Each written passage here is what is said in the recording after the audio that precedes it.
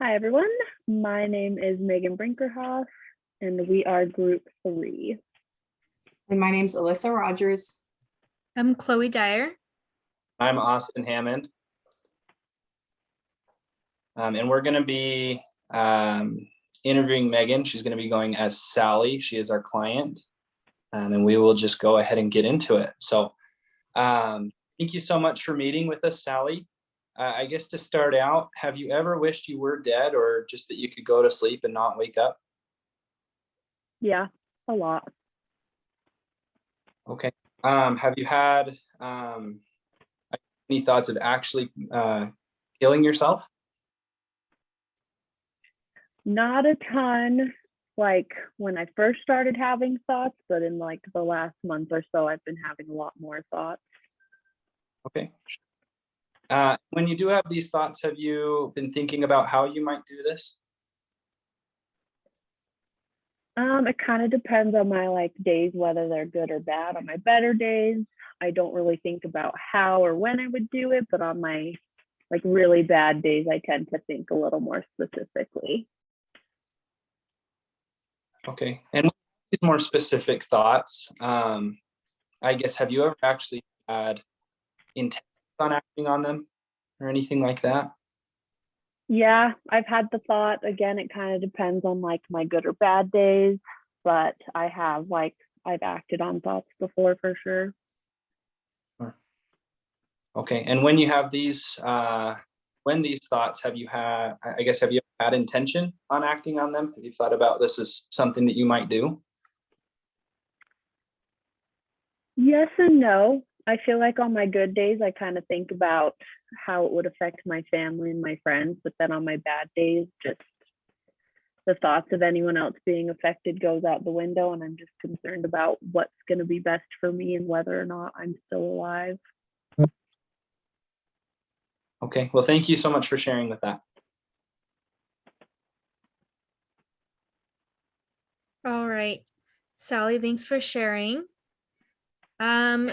For the next question, I was wondering, on a scale of 1 to 5, 5 being most severe, what would you rate, and 1 being lowest, what would you rate your suicidal ideation at?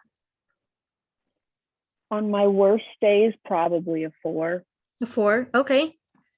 And how many times have you had these suicidal thoughts?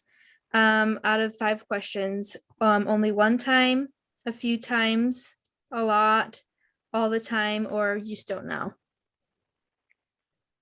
Most recently, in the last few weeks, a lot. A lot. Okay. Yeah. Thank you. Sally, thank you for being so open and vulnerable. I know this isn't easy to talk about, but we appreciate you answering these questions and letting us listen to you. So we want to now move on to talking about if you've actually had an attempt. I know you mentioned with Austin that you've acted on some of these thoughts. So have you made a suicide attempt before? A couple times. Usually the most common, or I guess the most recent attempt I've had was just when I was driving with some of my family and my cousins. They were just talking a lot and I got super overwhelmed, and I started to swerve off the side of the road. I was about ready to crash, and then I was able to kind of snap back into myself and get back on the road. Yeah, that's scary. And that could have been very dangerous.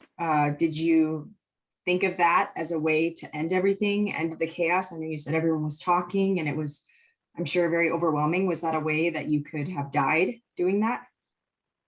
Yeah, I definitely did it hoping I would die because I was so overwhelmed in that situation. I just wanted to get out of it as soon as possible. Okay. And it looks like you self-interrupted, right? You stopped that swerving and you told yourself, was it a thought that came to your mind? How were you able to do that? I don't remember super well in the moment. I do remember kind of once I came back and alert to what was happening. My cousin that was in the front seat with me told me that she grabbed the steering wheel and kind of grabbed my attention and asked if I was okay.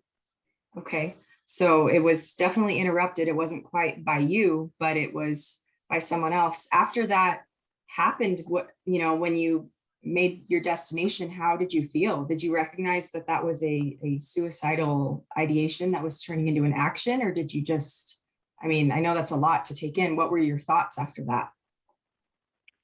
I guess in the moment, I definitely realized it was a suicidal attempt, but I guess talking about it now, I'm a little more aware of how it's more serious than I thought it was at the time. Yes, definitely. Yeah. Have you ever done any other preparatory acts or behaviors like, planning, maybe getting a gun or giving valuables away, writing a suicide note, preparing for, a way to kill yourself? Not really. For the most part, I kind of keep all my thoughts to myself because on my worst days, I don't want my family to worry about me. And so I don't like to really think about it or talk about it when I'm around them. Yeah.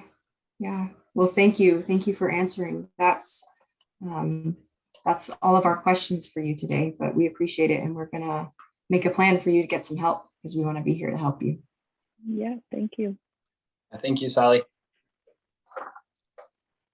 All right, so I noticed that Sally was actually pretty attentive in this and very willing to respond accurately.